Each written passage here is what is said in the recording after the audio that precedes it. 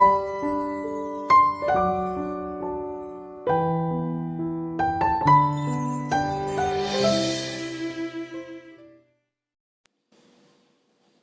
selamat sore Bapak Ibu Saudara yang dikasih Tuhan. Mari sebelum kita boleh bersama untuk kita boleh kembali merenungkan kebenaran firman Tuhan, kita mau datang berdoa kepada Tuhan, mohon bimbingan dan penyertaan Tuhan. Mari kita akan berdoa.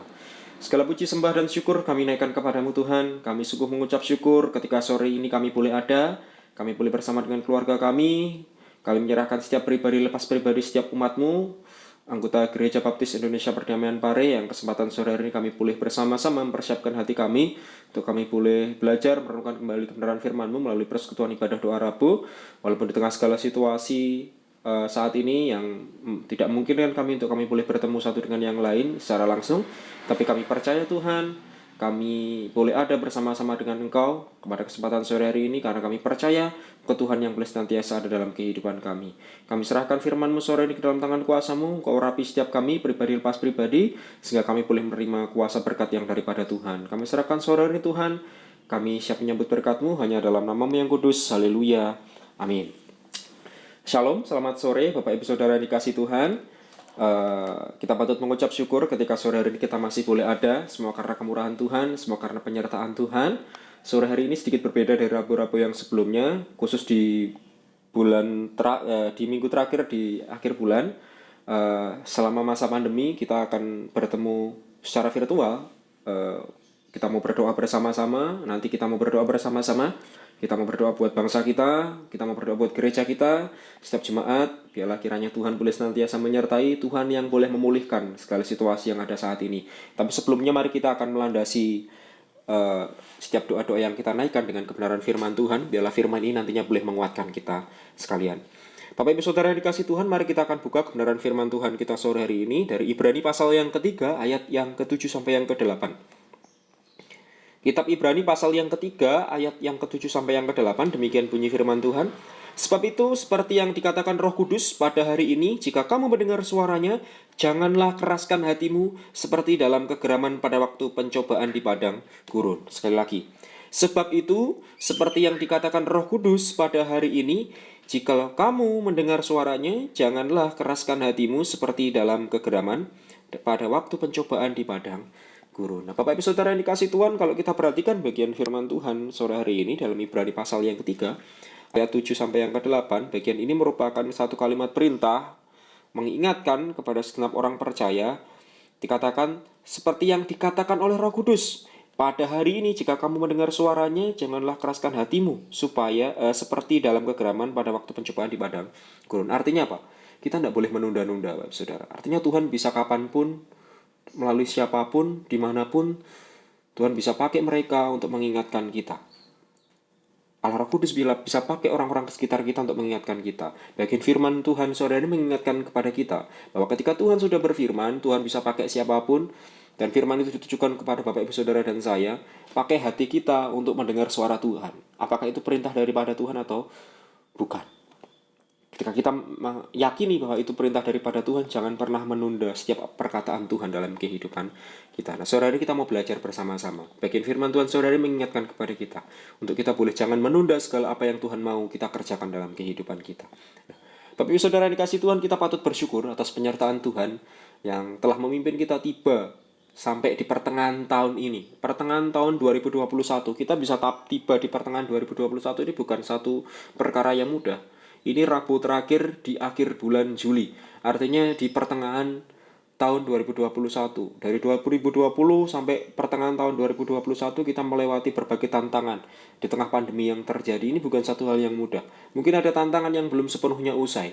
Namun itu bukan berarti Tuhan tidak menyertai kita. Faktanya sampai saat ini kita masih boleh ada, semua karena penyertaan Tuhan. Nah, hal yang pasti adalah bahwa Tuhan selalu memberikan kita kekuatan dan kemenangan pada waktunya. Bapak Ibu Saudara, sampai saat ini kita masih boleh merasakan sukacita terlepas dari segala tantangan, masalah yang boleh ada dalam kehidupan kita. Ini buktinya Tuhan mengasihi Bapak Ibu Saudara dan saya. Kita patut mengucap syukurlah. Bersyukur untuk setiap penyertaan yang Tuhan selalu berikan kepada kita sampai saat ini. Bahkan setiap minggunya, setiap hari, kita masih boleh melakukan aktivitas kita. Semua karena penyertaan Tuhan. Tuhan terus menuntun kita melalui pesannya demi pesannya. Dari minggu ke minggu, dari setiap persekutuan demi persekutuan, biarlah firman yang boleh kita terima ini boleh menyegarkan, membangkitkan iman setiap kita, sehingga kita boleh terlepas dari segala situasi yang kita alami saat ini. Nah, Bapak Ibu Saudara yang dikasih Tuhan, kalau kita perhatikan bagian firman Tuhan sore hari ini, hal ini mengingatkan kita pada perjalanan bangsa Israel di masa yang lampau, di mana sejak mereka keluar dari tanah perbudakan, tanah Mesir, sampai masuk ke tanah perjanjian, mereka terus-menerus dipimpin oleh tangan Tuhan yang perkasa. Dengan apa Tuhan menuntun mereka? Kira-kira dengan apa Tuhan menuntun mereka? Tentunya dengan berfirman melalui hamba-hambanya. Tuhan berfirman melalui Musa, Tuhan berfirman melalui Yosua, serta pemimpin-pemimpin yang Tuhan percayakan bagi umat Israel, bagi mereka. Tuhan tidak sekonyong-konyong memberikan visi untuk masuk ke tanah perjanjian tanpa memberikan tuntunannya. Hei kamu, bangsa Israel, keluar dari Mesir, pergi ke sana. Tuhan kita bukan Allah yang seperti itu. Bukan Allah yang lepas tangan. Enggak. Tuhan tidak sekonyong-konyong memberikan visi masuk tanah perjanjian tanpa memberikan tuntunannya hari lepas hari kepada umatnya. Tidak. Tapi Tuhan menyertai mereka. Sejak mereka keluar, sejak Tuhan berfirman sampai mereka tiba di tanah perjanjian. Ada tiang awan, tiang api menyertai. Tuhan berikan makanan bagi mereka. Ketika mereka kehausan, tidak ada air, bukit batu diketuk keluar airnya. Ini bukti luar biasanya Tuhan memimpin umatnya. Tetapi kalau kita perhatikan kehidupan orang Israel, sayangnya sekalipun Tuhan telah menyatakan tuntunannya melalui firman-firmannya, seringkali apa? Bangsa Israel menolak untuk taat. Mereka menolak untuk taat dengan cara mengeraskan hati untuk tidak melakukan apa yang Tuhan perintah. Makanya dikatakan bahwa orang-orang Israel ini orang-orang yang tegar tengkuknya. Tidak pernah belajar dari kesalahan mereka. Mereka seringkali berlama-lama untuk melakukan apa yang seharusnya mereka lakukan. Firman yang sedianya diberikan Tuhan kepada umatnya yang tidak lain bertujuan untuk menuntun dan menjauhkan mereka, setiap umatnya, dari hal yang buruk. Akibatnya apa?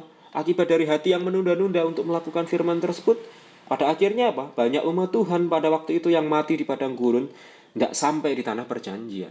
40 tahun mereka muter-muter, bahkan termasuk Musa. Dia tidak masuk ke tanah perjanjian. Dia harus digantikan Yosua untuk masuk ke tanah perjanjian, memimpin bangsa Israel masuk ke tanah perjanjian. Banyak dari mereka pada akhirnya, generasi pertama yang keluar dari tanah Mesir, mereka tidak bisa masuk ke tanah perjanjian. Padahal beberapa literatur mengatakan tidak sampai 40 tahun. Tapi kenapa mereka muter-muter 40 tahun? Ya karena itu tadi. Mereka selalu menunda-nunda, mengeraskan hati mereka. Bapak Ibu Saudara dikasih Tuhan, ini yang menjadi pesan Tuhan bagi kita sore hari ini. Melalui ibadah persekutuan doa Rabu kita sore hari sebelum kita berdoa bersama-sama untuk gereja dan bangsa kita perlu memahami bagian firman Tuhan sore hari ini. Bapak Ibu Saudara dikasih Tuhan, Tuhan mau kita menjadi orang-orang yang sigap. Yaitu orang-orang yang bersegera untuk melakukan firman-Nya. Orang-orang yang bersegera untuk menolak dan membuang segala hal yang tidak baik di mata Tuhan. Tuhan perlihatkan setumpuk besar sampah dan puing-puing bekas bangunan yang tertimbun begitu tinggi. Ini gambaran dalam kehidupan kita. Bahwa sesungguhnya Tuhan sedang memperlihatkan segala tumpukan sampah, puing-puing bekas bangunan yang tertimbun begitu tinggi dalam kehidupan kita. Nah, timbunan itu terjadi akibat apa? Akibat adanya sampah atau puing-puing yang sedikit demi sedikit pada akhirnya dibiarkan menumpuk hingga menggunung tanpa pernah mengambil satu tindakan untuk membuangnya. Ini loh, hati yang tidak pernah dibereskan. Hal ini yang akhirnya akan menyulitkan kita khususnya. Karena apa? Akibat menunda-nunda itu tadi. Yang seharusnya sudah kita dapat selesaikan, kita bereskan, digantikan yang baru, dibereskan lagi. Tetapi kita terlalu malas untuk bergerak. Kita sering menunda setiap apa yang Tuhan sampaikan. Pada akhirnya apa? Sampah itu menumpuk menggunung dalam kehidupan kita. Dan akibat menunda-nunda itu, membuangnya sejak awal, akhirnya apa? Membuat diri kita susah untuk bergerak. Bapak Ibu Saudara dikasih Tuhan, sore hari kita mau belajar bersama-sama. Apa akibat? Ada akibat ketika kita selalu menunda-nunda pekerjaan apa yang Tuhan mau kita kerjakan. Akibat selalu menunda-nunda, seringkali banyak umat Tuhan yang mengalami beberapa hal. Apa yang seringkali terjadi dalam kehidupan orang-orang percaya ketika mereka sering menunda setiap apa yang Tuhan sampaikan. Mari kita akan buka bersama-sama dari Injil Markus pasal yang ke-10 ayat yang ke-50. Markus pasal yang ke-10 ayat yang ke-50, demikian bunyi firman Tuhan. Lalu ia menanggalkan jubahnya, ia segera berdiri dan pergi mendapatkan Yesus. Perhatikan sekali lagi. Lalu ia menanggalkan jubahnya, ia segera berdiri dan pergi mendapatkan Yesus. Bapak Ibu Saudara yang dikasih Tuhan, kalau kita perhatikan ayat yang ke-50 ini, dalam satu perikop Yesus menyembuhkan Bartimius. Ketika kita mendengar kata Bartimius, nama Bartimius ini bukan satu hal yang asing dalam kehidupan kita. Saya yakin dan percaya, kita tentunya sudah sering mendengar kisah tentang Bartimius ini. Si pengemis yang buta. Nah, gambaran Bartimius adalah seorang pengemis yang buta. Saudara, inti atau pelajaran penting dari kisah seorang Bartimius ini bukan semata-mata menceritakan tentang seorang pengemis yang buta yang dicelikkan matanya oleh Tuhan Yesus, disembuhkan oleh Tuhan Yesus, dia bisa melihat, sudah selesai, enggak. Tetapi tentang seseorang yang hidupnya ingin berubah menjadi lebih baik dengan bersedia menanggalkan jubah lamanya yang telah ia pakai sekian lama, lalu segera mengenakan jubah yang baru. Nah, poin penting yang pertama, yang seringkali terjadi ketika banyak orang menunda-nunda apa yang Tuhan sampaikan dalam kehidupan mereka, tidak segera mengerjakan apa yang mereka terima. Yang pertama, seringkali banyak orang kehilangan kehidupan yang lebih baik dan berdampak. Seharusnya ketika Tuhan sampaikan itu ada maksud dan tujuan Tuhan bagi umatnya. Tapi seringkali ketika kita menunda, kita tidak bisa menyelami apa yang menjadi tujuan Tuhan dalam kehidupan kita. Tanpa kita sadari, kita sudah kehilangan kehidupan yang lebih baik dan berdampak. Bapak Ibu Saudara, dari kisah seorang Bartimius, seorang buta, seorang pengemis yang dicelikkan matanya oleh Tuhan, ini bukan hanya sekadar berbicara Tuhan menyembuhkan Bartimius, tidak, tetapi berbicara tentang seseorang yang hidupnya ingin berubah menjadi lebih baik dengan bersedia menanggalkan jubah lamanya, kehidupan lamanya. Jubah lama gambaran kehidupan lama yang telah dipakai sekian lama, lalu segera mengenakan jubah yang baru.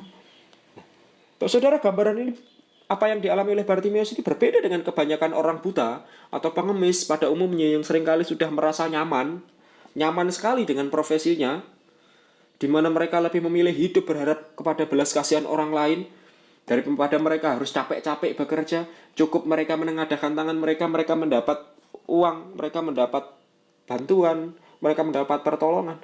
Nah, realitanya kebanyakan pengemis seperti itu. Mereka terlalu nyaman dengan profesinya. Mereka terlalu nyaman memilih hidup berharap kepada belas kasihan orang lain. Tetapi Bartimius berbeda. Bartimius meskipun ia seorang pengemis buta, sudah pengemis, buta lagi, tapi Bartimius punya prinsip yang berbeda. Ia memiliki kerinduan yang berbeda. Bartimius, ia berusaha untuk keluar dari zona nyamannya, keluar dari zona yang pada akhirnya mungkin membuat orang-orang yang lain sesama pengemisnya zona nyaman ya, karena tidak perlu bekerja begitu keras, tinggal ngatung mereka sudah dapat uang. Tidak, tapi buat Bartimius ini zona yang sangat tidak nyaman bagi dirinya. Ia berusaha untuk keluar dari zona ini.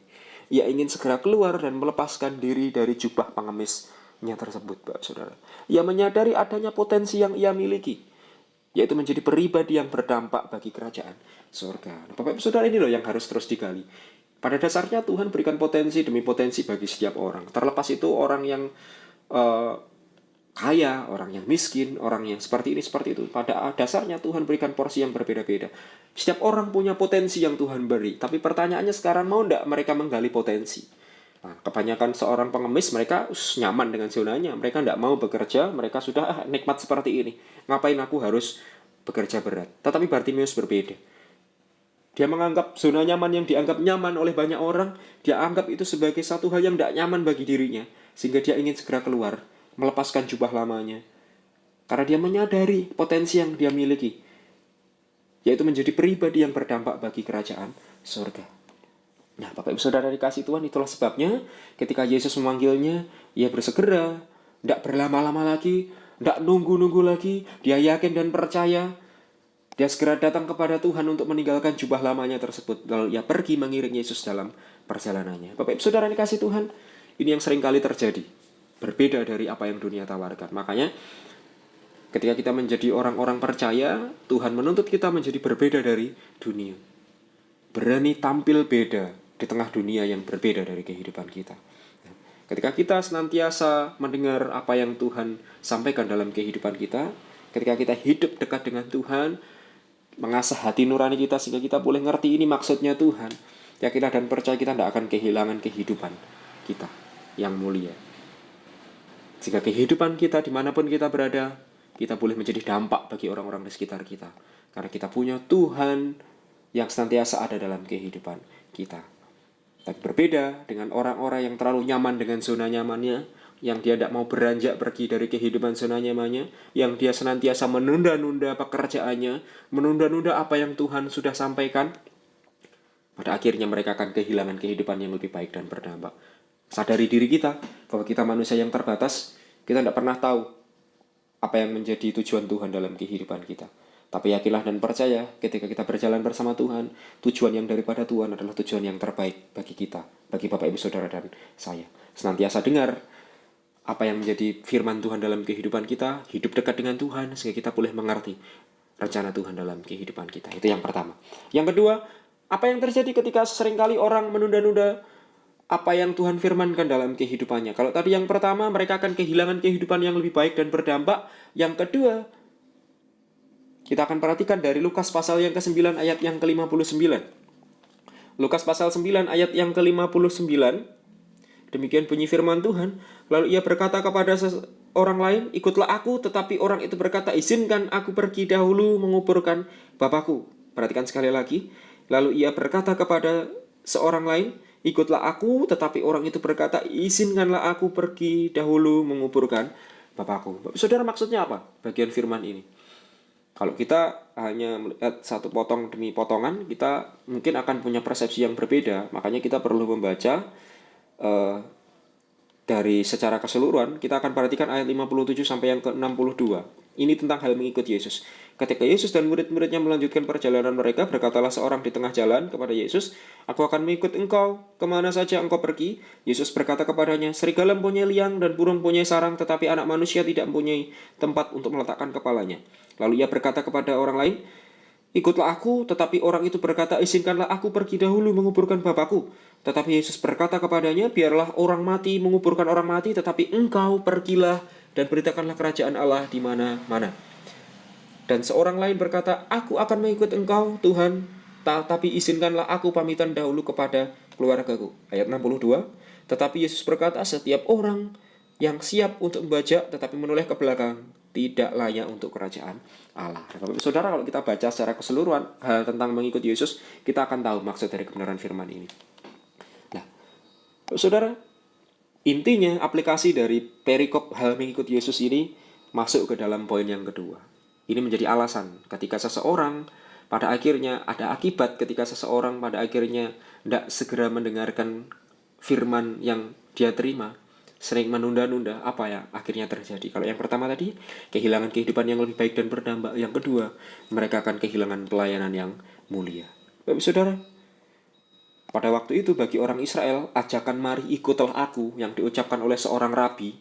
Rabi ini guru-guru Yahudi, orang-orang pilihan yang dianggap mereka secara keagamaan lebih tinggi.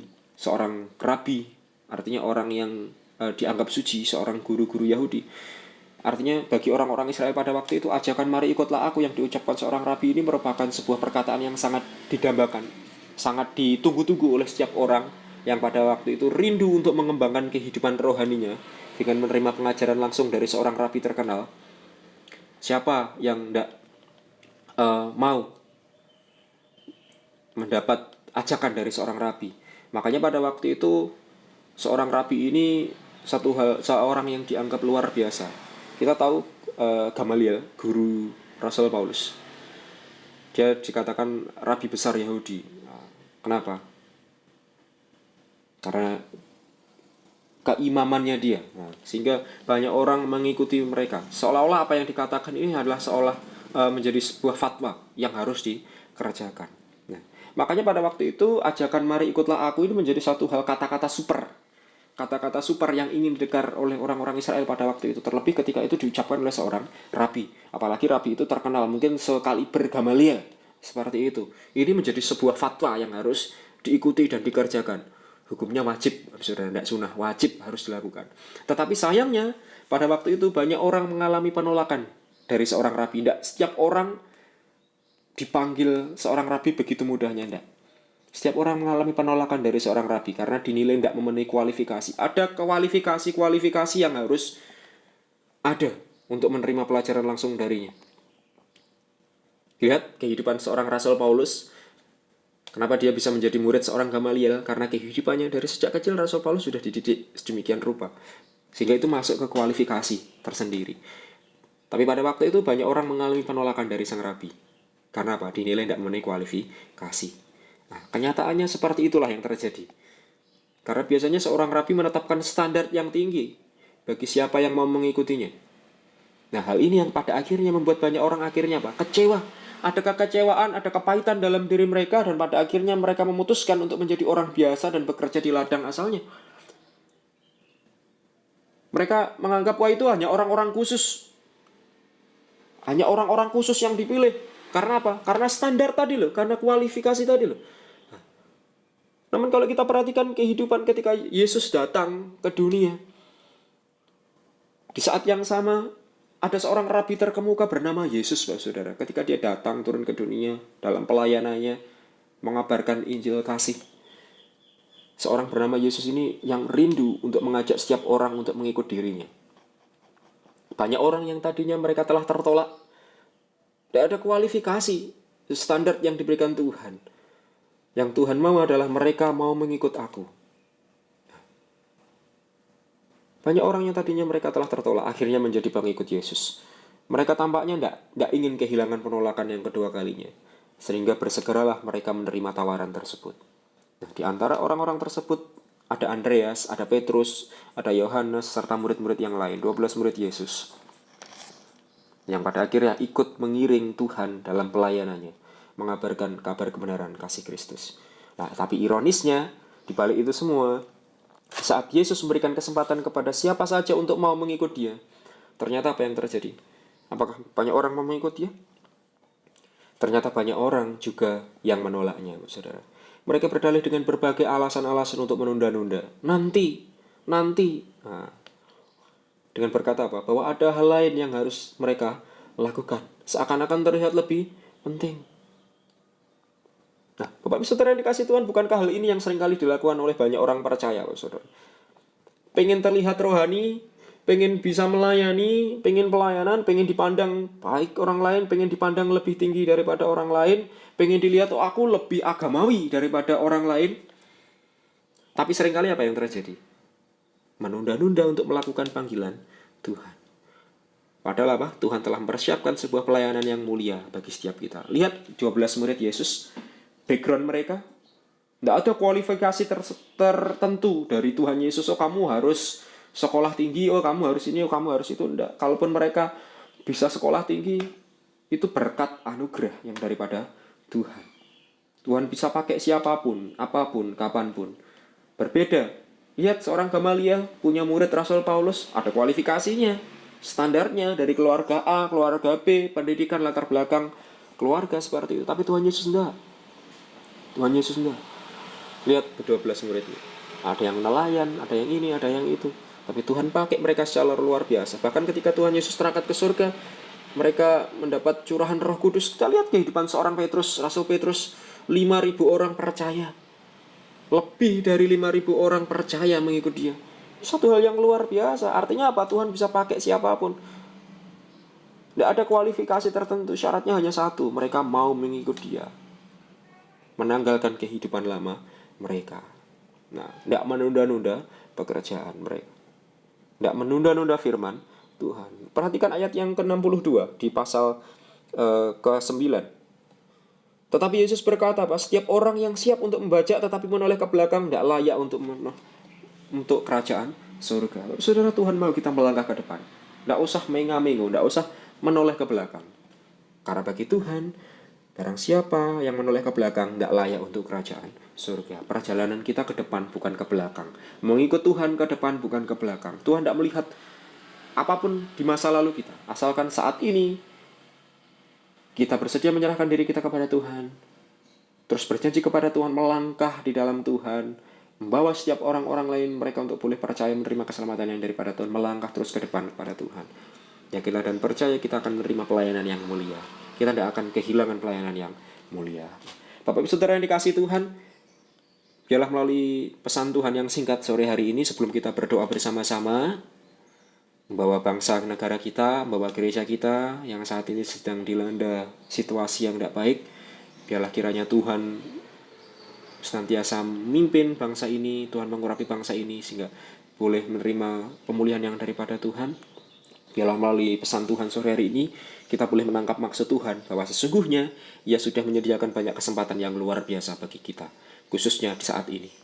Terlepas dari segala sesuatu yang kita alami saat ini, percayalah Ia akan bawa kita naik ke wilayah yang lebih tinggi, ke level yang lebih tinggi.